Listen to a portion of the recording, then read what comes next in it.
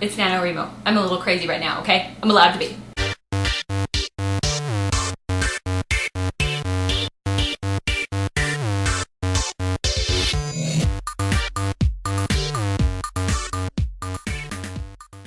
So I was at a writers' conference recently and I wanted to talk to you about my experience pitching editors. Now, if you're pitching editors or agents for the first time, the experience can be pretty terrifying. I've been doing this for about 3 years now at the same writers' conference, and it's all been a really good experience, and this was my first time pitching editors instead of agents. Some of you may be wondering if there's a difference between pitching editors and agents, and the difference is there, but it's subtle.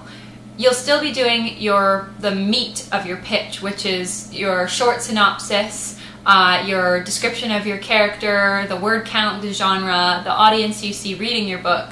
That's all the same. The only difference is it's more of a focus on marketing. What makes your book different, unique, and marketable? What type of platform or fan base do you have? These are things that you will want to address if you're pitching an editor. I also brought what was called a one sheet, which is basically a fact sheet about you, your book, and your platform. Now, the number one question you want to ask yourself is, are you ready to pitch? What I mean by that is your manuscript finished? I know that sounds obvious to a lot of you, but it's amazing the amount of authors that I met at the conference that told me all about their story, and then they told me it wasn't finished. If you sit down and you tell an agent all about your wonderful story and they get really, really excited and they want to see it right away, and you have to tell them it's not finished yet, I've only written the first 3 chapters, they're not going to be happy with you. At the conference, I had a chance to ask the agent what their worst experiences during a pitch were, and some of them were pretty bad.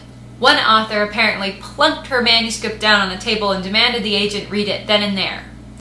Don't do that. You don't have to bring any more than 5 or 6 pages of your manuscript at the most, and if they want to see it, they'll ask. Another agent told me that she said no to a man's manuscript, and he continued to argue with her, telling her all the reasons why that manuscript would be a bestseller, and she was crazy if she didn't take him on.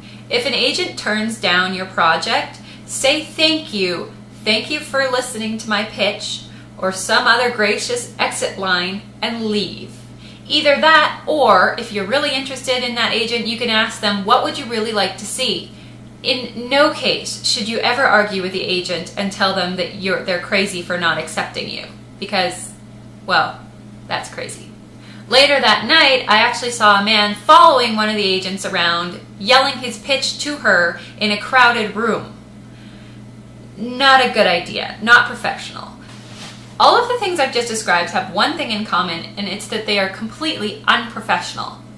Make sure that you don't do anything you wouldn't do during a normal job interview. I know as an author, we are all a little bit nuts, but make sure to check your crazy at the door. Here are some more uplifting things to think about. I know it's scary when you're pitching editors and agents, but try to remember they're there to hear you. They're there to sit down with you and hear about your project. Also, they're human. They don't bite. They're not going to reach across the table and slap you because your pitch is bad. They might say it's not for them. That's the absolute worst thing that's going to happen. Another awesome thing to think about is one of the agents I talked to said she requests about 60% of the people that pitch their projects to her. That's huge. Compared to the amount of people that are accepted through querying, 60% is a massive number of pitches that they're requesting.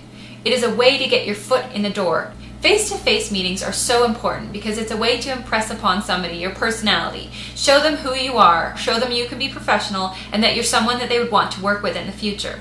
I think that's about all the tips and tricks I have for today. I think I'm running out of time here, so I'm just going to boil it down for you here. Remember, be professional, try to be yourself. My favorite thing to do is a short intro and an elevator pitch. Make sure you introduce yourself, be friendly, and then they can ask you questions afterwards. And when somebody starts asking you questions, your personality comes out and it will flow back and forth more naturally.